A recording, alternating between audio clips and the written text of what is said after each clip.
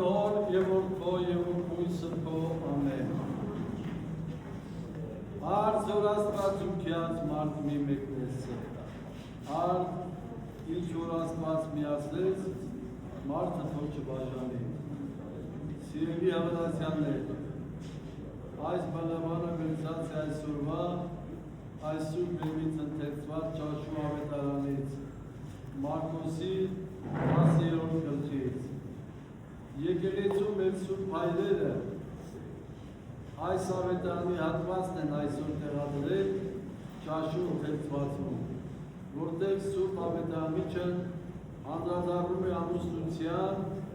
և ապահարզանի նյութերի մասին։ Ավետարանիչը պատմում է, թե ինչպես միշտ Հիսուս Փրկիչը անդադար Աստծո կենսապարգև խոսք ներկայացնում առանց ձանձրանալու քաղաքից քաղաք, գյուղից գյուղ և որտեղ որ գտնվում է բազմահազար թվով ժողովուրդ է գալիս լսելու մի նոր վարդապետության մասին, գտնելով նրա միջից խոստումնալից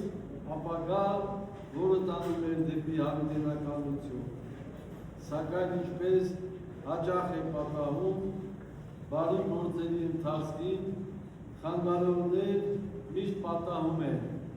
և ահա Հիսուսի մեծ հակառակորդները, կեղծավոր փարիսեցիները միշտ փորձում էին նրան հակառակվել և հարց են տալիս Քրիստոսին ասելով. թույլատրվում է տղամարդուն, որ կնոջն արձակի։ Չնայած իրենք պատասխանը շատ լավ գիտեին, սակայն ուզում էին ամեն անգամ Հիսուսի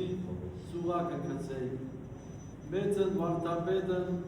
աստվածային իմաստությամբ և շնորհներով լցված պատասխանում է նրանց, վերհիշեցնելով աստվածաշնչական դրվագներից մեկը. տղամարդը պետք է թողնի իր հորն ու մորը և գնա իր կնոջ հետ, և երկուսով պիտի լինեն մեկ մարմին։ Արդ ինչ որ Աստված միացրեց, մարդը թող չբաժանի, և երկուսը մեկ մարմին լինեն։ Այսինքն սկզբից էլ նրանք առանձին մի մարմին էին, բայց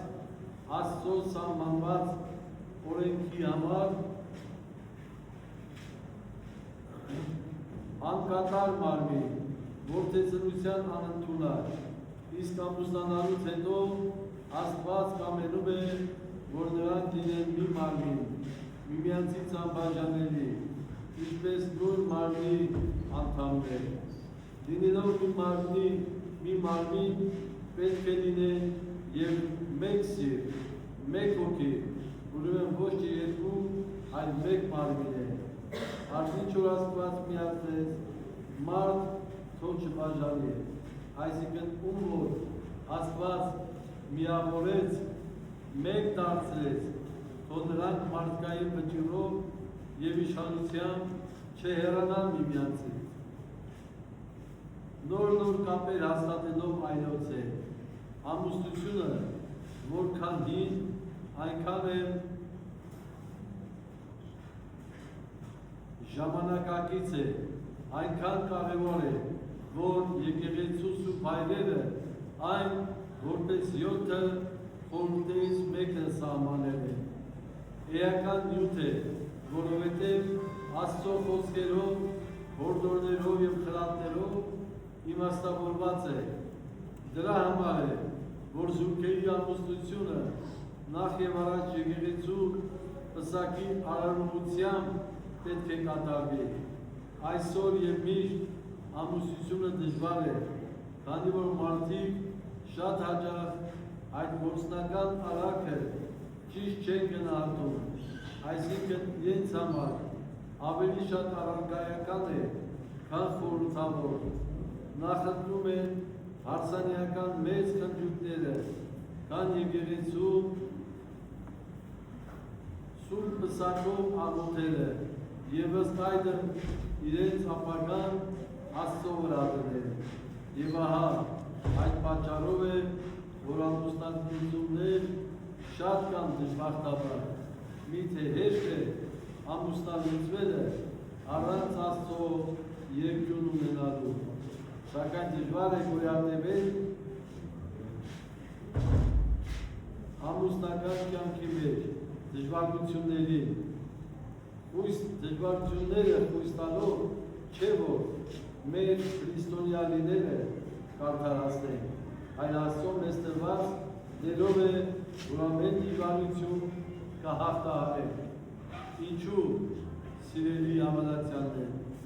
այնքան ընկերային, ընտանեկան և մարդկային հարաբերությունների մեջ խնդիրներ կան, որովհետև մարդկանց մեջ պակասել է աստվածային սերը և պատգամը, թե սիրիր ընկերոջդ քո անձի պես, սիրել ուր որ սեր և ներողամտություն, մանավանդ փող զիջում չկա, այնտեղ չարիքը և խաբարն է տիրում։ Ամուսնական կյանքը մեզ միայն բարի չի շնորհում, այլ ինչպես աղոթքն է ասում Սուրբ Պսակի խորհրդի ժամանակ, կան նաև տեսակ փորձություններ, ինչպես հիվանդություն, ձախորդություն, աղքատություն և այլն, բայց Աստծո կամքն է, որ զույգերը բոլոր պարագաների մեջ միմյանց օգնական Տեր և պաշտպան լինեն մինչև մահ։ Շատ դժվար գործադրելու չեն այս օրինակելի խոսքերը, այլ հզոր կամք է պետք այն գործադրելու համար։ Ուրեմն, սիրելի հավատացյալներ, աճեցնենք մեր սերը, որը բանալին է բոլոր հաջողությունների Քրիստոսին նմանվելով։ Սիրենք իրար, սիրենք մեր եկեղեցին, մեր հայրենիքը և նրանց պաշտպանենք աչքի լույսի պես և այն ժամանակ պիտի վայելենք բարօրությունը ու խաղաղությունը աշխարհի, իբարս ամենասուրբ Գեորգիության Հոր և Որդու և Հոգու Սրբով, այժմ և միշտ և ամենյանս հավիտենից։ Ամեն։